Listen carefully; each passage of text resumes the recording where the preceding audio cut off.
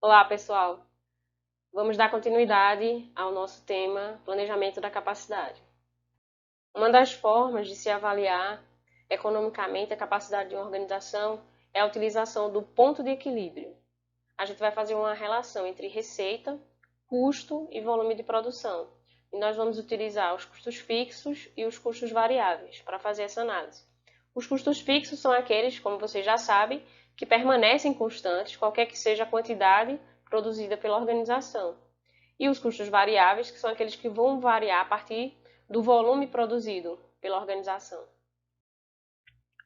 Exemplos de custos fixos: aluguel, depreciação de máquinas e equipamentos, mão de obra indireta, a mão de obra que a gente chama do administrativo.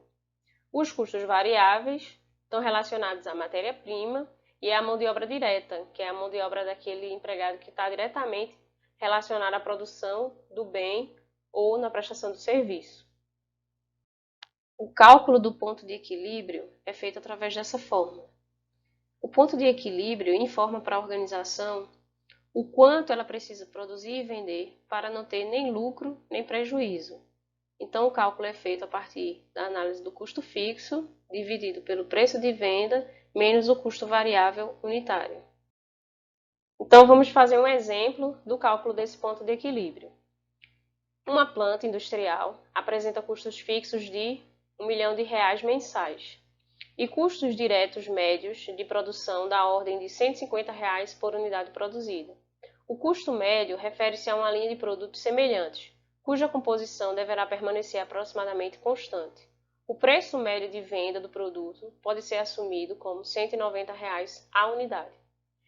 E aqui o exemplo para a gente determinar o ponto de equilíbrio para a planta e a produção necessária para proporcionar um lucro mensal de R$ 160 mil.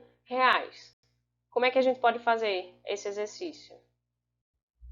Aqui estão os dados do problema. Custo fixo, 1 milhão. Custo variável unitário, 150. Preço de venda, 190. A letra A pede para a gente calcular o ponto de equilíbrio. O ponto de equilíbrio é calculado a partir do custo fixo dividido pelo preço de venda menos o custo variável unitário.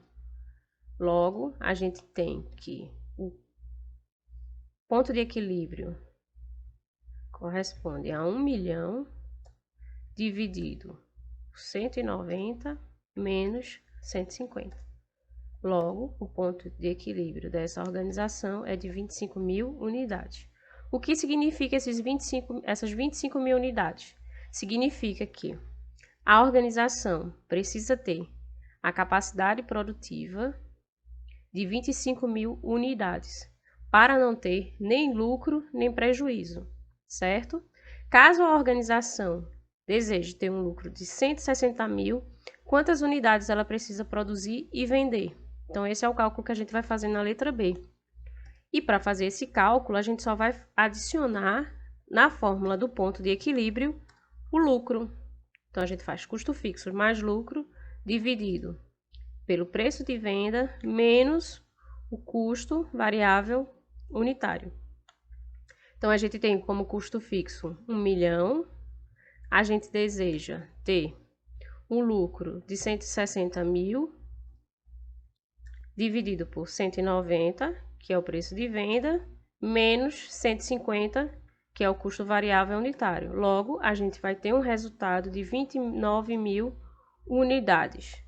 Isso significa que a organização, para obter um lucro de 160 mil, precisa ter a capacidade de produzir 29 mil unidades e vender essas unidades. É preciso ter cautela para utilizar como avaliação da capacidade produtiva de uma organização o ponto de equilíbrio. Vale a pena utilizar o ponto de equilíbrio quando se trata de um só produto ou de produtos semelhantes para poder ter um custo unitário médio de venda. Então, se a organização tem produtos bem diferentes, com custos bem diversificados, a análise do ponto de equilíbrio não vai refletir a capacidade produtiva da empresa, certo? Assume-se que o custo fixo, o custo direto unitário e o preço de vendas, eles são invariáveis com o volume. Então, se você tem a possibilidade de utilizar esses parâmetros, legal. E assume-se a hipótese de que tudo que for produzido será vendido sem criar estoques. Então, para utilizar a análise do ponto de equilíbrio, é preciso ter essas cautelas. Para a gente fazer o planejamento do equipamento que vai ser utilizado e que vai determinar a capacidade produtiva da empresa, a gente vai precisar analisar o espaço de acomodação das máquinas, de como vai ocorrer a movimentação dos equipamentos, a forma de manuseio e transporte dos materiais, como os estoques serão acomodados, como vai ser o pátio de carga e descarga. Veja que esse assunto de planejamento de equipamento, planejamento da capacidade, está relacionado ao arranjo físico. No arranjo físico, na forma como se vai desenhar todo o processo produtivo, como aquele produto vai percorrer a linha de produção, como as pessoas vão se movimentar, como os materiais vão ser movimentados, como vai ocorrer o fluxo de material dentro da organização, vai influenciar na determinação da capacidade produtiva da empresa. Então, feita toda essa parte do arranjo físico e dos espaços que são destinados para colocar os equipamentos, a gente vai fazer a medição da necessidade de equipamento. Essa necessidade de equipamento vai levar em consideração os itens que serão produzidos e quais são as operações envolvidas, vai levar em consideração o tempo de processamento para cada operação, qual o tempo que vai ser necessário de máquina em cada parte do processo, e vai se estimar a eficiência da operação, ou seja, qual vai ser o período de ociosidade, vai ter que ser determinado o período para provisão de falhas e para manutenção. Então, atendendo todos esses requisitos, a gente consegue determinar o número de máquinas, de equipamentos que vão ser utilizados no processo produtivo para atender a nossa capacidade produtiva, que vai ser puxada pela demanda. Para fazer o planejamento do número de equipamentos que vão ser utilizados na linha de produção, a gente vai utilizar essa fórmula, que tem o Mzinho, o M seria o número de máquinas necessárias. Nós vamos utilizar como os parâmetros o tempo em minutos de operação, o número de operações que vão ser processadas naquela linha de produção. Se aqui esse Tzinho tiver em minutos, a gente vai ter que utilizar o 60 aqui, já que a gente vai utilizar horas por máquina, que é o H, e a eficiência. Então, se aqui tiver minutos, a gente vai precisar usar o 60. Se aqui tiver horas, a gente não vai precisar usar o 60, ok? Para ficar mais claro como a gente pode fazer a análise da capacidade produtiva de uma máquina, aqui tem um exemplo. Uma peça deve passar por 3 diferentes operações. Então, vai passar por operação 1, operação 2 e operação 3. Vão ser processadas, essas peças vão ser processadas em 3 máquinas.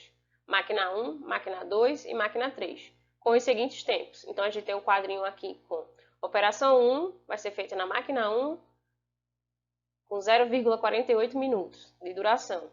Operação 2, passar na máquina 2 com 0,10 minutos de operação.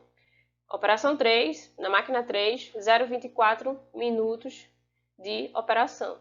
As máquinas estão disponíveis para utilização durante um turno diário de 8 horas. Então, a fábrica vai funcionar durante 8 horas. Existe, por outro lado, a necessidade de se processar 5.000 peças por dia. Então, vão ser processadas 5.000 peças durante 8 horas. E a gente vai precisar determinar um número de máquinas de cada tipo que deve ser alocada a essas operações, assumindo que essas máquinas estarão paradas 10% do tempo para reparos e manutenções. Então, a eficiência dessas máquinas vai ser de 90%. Como é que a gente faz esse cálculo? Vamos lá? Para determinar o número de máquinas na operação 1, o número de máquinas na operação 2 e o número de máquinas na operação 3, a gente tem esses dados aqui do problema. A gente tem que o tempo de operação 1 é 0,48 minutos, o tempo de operação 2 é 0,10 minutos, o tempo de operação 3 é 0,24 minutos. A gente tem que são processadas 5.000 peças. A fábrica trabalha 8 horas por dia e tem como eficiência 90%, já que 10% do tempo as máquinas ficam paradas para reparo e manutenção. Então, como é que a gente vai fazer essa quantidade de máquinas? A gente vai utilizar a fórmula M é igual a T vezes N, dividido por 60 vezes H vezes E, certo? Vamos utilizar a fórmula para calcular o número de máquina de cada operação. Operação 1, operação 2 e operação 3, certo? Na operação 1, a gente tem como tempo 0,48 minutos, onde são passadas 5.000 peças. A gente divide isso por 60 vezes 8 horas de trabalho por dia e a eficiência de 90%. Aqui vai me dar um total de máquinas de 5,56. Então, eu posso dizer que nessa operação 1 serão utilizadas 6 máquinas.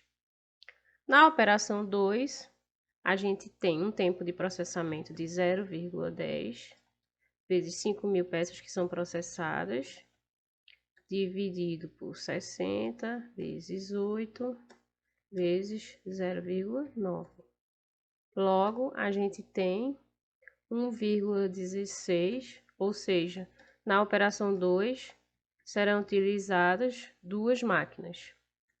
Para a operação 3, a gente tem um tempo de 0,24, são 5.000 peças processadas, 8 horas de trabalho e a eficiência 0,9. A gente tem como resultado 2,78, ou seja, serão utilizadas na operação 3, 3 máquinas. Então, para a operação 1, a gente tem um planejamento de 6 máquinas, para a operação 2, 2 máquinas e para a operação 3, 3 máquinas. Assim como a gente faz o planejamento de máquinas, a gente pode fazer o planejamento de pessoal. Não criem pânico, porque a fórmula é bem parecida com o planejamento de máquinas. Vai trocar o M pelo K, vai colocar um somatóriozinho aqui, mas a gente vai ver que vai ser bem facilzinho fazer esse cálculo. Então, a gente tem o K, que seria atividades que podem ser feitas por qualquer atendente. A gente tem o NI, aqui esse NI, que é a demanda diária para a atividade, ou seja, o número de vezes que a atividade é cumprida. A gente tem o TI, que é a quantidade média de atividade, que em geral vem em minutos, mas pode vir em horas também. A gente tem o 60, assim como na fórmula anterior. Se aqui vier minutos, a gente precisa colocar o 60. Se aqui vier horas, a gente não precisa colocar o 60. É a eficiência média de pessoal, qual é a eficiência do pessoal. E T é a duração do dia de trabalho, ou seja, quantas horas são trabalhadas naquela organização. Para a gente ficar bem fera no planejamento de pessoal, aqui tem um exemplo massa para a gente responder. Vamos lá. Um posto de atendimento médico apresenta 3 diferentes atividades ligadas ao pré-exame de mulheres em estado de gravidez. Então, a atividade 1 é o preenchimento de uma ficha. Essa atividade demora 8 minutos. A atividade 2 é uma entrevista, que demora cerca de 10 minutos. E por último, tem a pesagem, a medida de pressão arterial, que juntas consome aproximadamente 5 minutos. Então, eu tenho 3 atividades aqui. Uma demora 8 minutos, a outra demora 10 minutos e a outra demora 5 minutos. O posto atende cerca de 100 mulheres por dia e em 6 horas de trabalho, supondo que 20% do tempo do trabalho dos atendentes será dedicado a momentos de descanso, às necessidades pessoais e outras atividades menores, determine, olha só, o número de atendentes, supondo que cada um deles possa desempenhar as 3 atividades, certo? Então, a gente primeiro vai dimensionar a quantidade de funcionários necessários para fazer essas atividades, para atender essas 100 pessoas por dia, durante 6 horas, e com a eficiência de 80%, já que 20% do tempo é utilizado para descanso, necessidades pessoais e outras atividades menores. A gente vai calcular primeiro, supondo que todos os empregados realizem todas as 3 atividades, certo? Depois, a gente vai fazer um cálculo considerando que haverá alteração. Será que haverá alteração nesse número? Se for feita a restrição de que cada um dos atendentes deve ligar-se a apenas uma atividade, então a gente vai fazer 2 situações. A primeira situação em que todos os empregados eles conseguem fazer todas as atividades, E a gente vai ver se há uma diferença na quantidade de funcionários, se por acaso cada funcionário só puder fazer uma atividade, certo? Bora lá? Aqui estão os dados do problema. Atividade 1, 8 minutos. Atividade 2, 10 minutos. Atividade 3, 5 minutos. São realizados 100 atendimentos por dia. São trabalhadas 6 horas por dia. E a eficiência é de 80%, já que 20% do tempo dos profissionais é destinado para descanso e outras atividades. Aqui está a fórmula que a gente vai utilizar. Na letra A, o problema pede para a gente calcular o número de profissionais necessários para realizar todas as atividades, ou seja, todos os profissionais vão realizar as 3 atividades, A1, A2 e A3, certo? Para a gente fazer esse cálculo, é bem simples. A atividade 1 demora 8 minutos, são 100 atendimentos, a gente coloca 60, já que está em minutos o tempo de atendimento. São trabalhadas 6 horas por dia e a eficiência é 80%. E aí a gente vai somar com a atividade 2. Na atividade 2, 10 minutos, a gente vai repetir o 100, que é o número de atendimentos, e repetir o denominador. 60 vezes 6 vezes 0,8. Mais, agora a gente vai fazer para a atividade 3, 5 minutos, vezes 100, e repete o denominador. 60 vezes 6 vezes 0,8. Certo? Então, a gente vai utilizar aqui 2 casas decimais para fazer essa continha aqui. Essa continha daqui vai ser a operação, a atividade 1. Então, para a atividade 1, serão demandadas 2,78 profissionais. Para a atividade 2, 3,47 profissionais. Para a atividade 3, 1,74 profissionais, certo? A gente faz essa continha aqui, considerando 2 casas decimais, e não faz o arredondamento logo. A gente deixa para fazer a continha no final. Então, a gente tem aqui 7,99 profissionais. Como a gente não pode ter 0,99 de um profissional, a gente disse que são necessários para realizar essa atividade, onde todos fazem todas as atividades, 8 profissionais. O que muda para responder a letra B? Muda que aqui na letra B, ele pede para a gente calcular o número de profissionais, levando em consideração que cada profissional vai fazer apenas uma atividade. Então, ó, para fazer a atividade 1, eu preciso de quantos profissionais? 2,78, 3 profissionais. Para fazer a atividade 2, 3,47, ou seja, 4 profissionais. Para fazer a atividade 3, a gente viu que é 1,74, então são 2 profissionais. Logo, para que cada um faça apenas uma atividade, a gente vai precisar de 9 profissionais. Então, compensa mais para a organização que todos, nesse caso específico, que todos façam todas as atividades, do que alocar apenas profissionais para fazer uma atividade. Então, com isso, a gente fecha a nossa aula sobre planejamento de capacidade. Até a próxima aula!